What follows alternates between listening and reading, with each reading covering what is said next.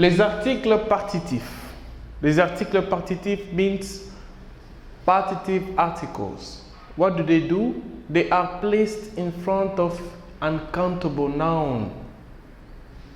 They are placed in front of uncountable noun. You have things like rice, beans, mayonnaise, all that. They need a different article in front of it in French. So we have du for masculine noun. Du, masculine noun.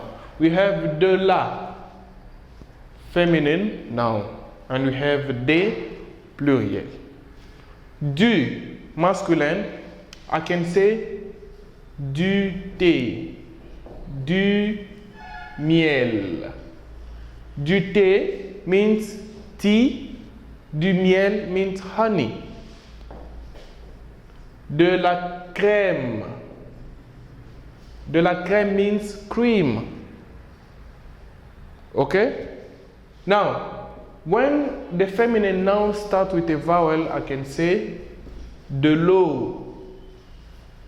De l'eau means water. Eau means water.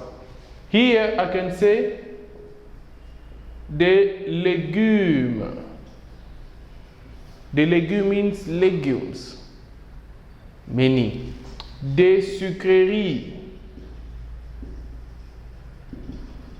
Des sucreries means sweets. Many. So we put it here in front of uncountable nouns. I can say du mayonnaise. I can say du riz. Du riz will mean rice. This is R-I-Z.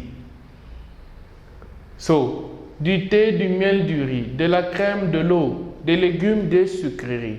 Now, all these are uncountable nouns. We have masculine du, féminin de la, pluriel des. Okay? All right.